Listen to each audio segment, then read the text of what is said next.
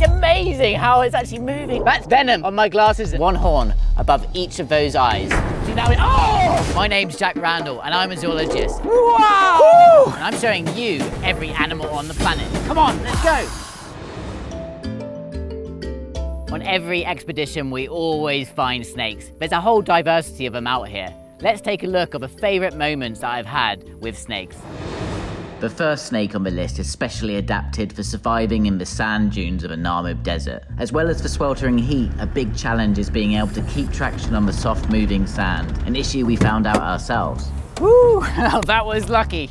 Almost got stuck. The Peringaze adder has a special technique to move along the dunes, and that is with a side-winding motion, giving it a unique track in the sand.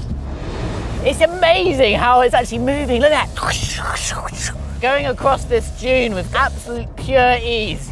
That movement is just incredible. Almost you can see as well, lifting parts of that body whilst it's moving.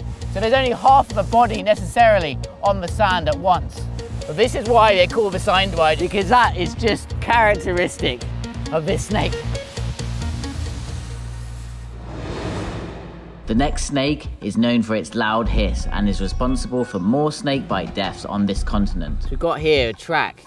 That's a puff adder. Its track is distinct in being straight as it moves slowly in a caterpillar fashion. Whoa! Hear that hiss?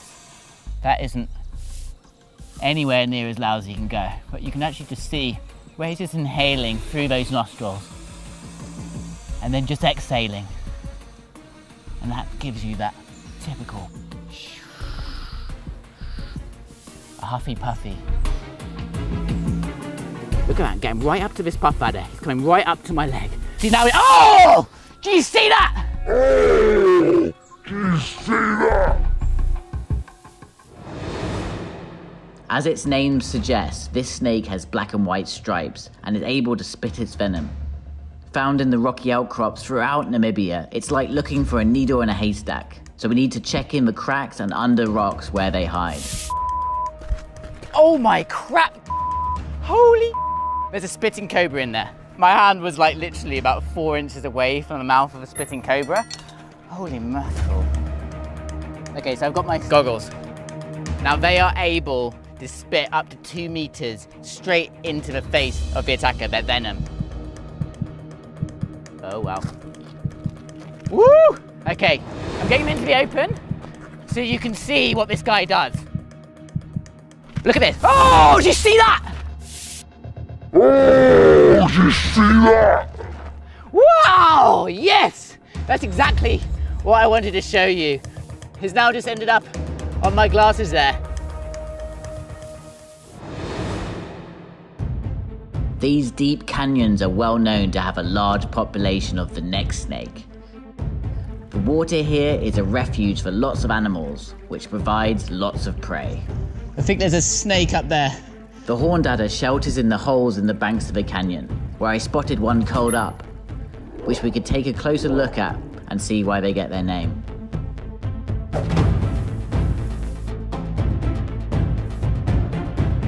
You can see there's one horn above each of those eyes. And I'm not entirely sure why they have those horns, what the actual purpose is. No one's really worked out exactly, but I reckon it just allows them to blend in. It's just amazing how camouflage works in nature.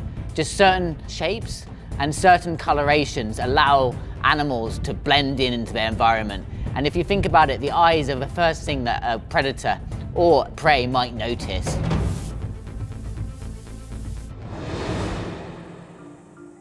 Next up is one of the rarest and least observed snakes in all of Africa, if not the world. Snake shed.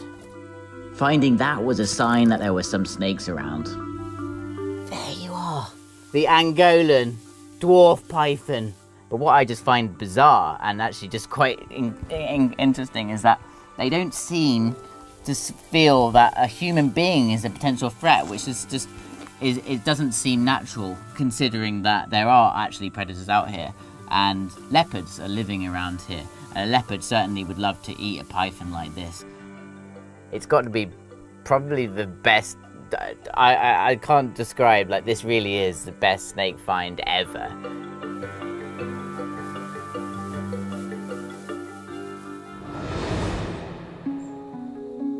The final snake isn't the largest, but it's also very seldom seen as it spends most of its time underground, where it feeds on a unique food item. Woo! It's a shovel-snouted snake. I mean, it looks kind of like a worm, but no, that's a snake. And it's an extremely rare and specialized snake. It's got an upturned snout in order to burrow through the sand in order to find its specialized prey item. And that is lizard eggs, only lizard eggs. It's all he eats.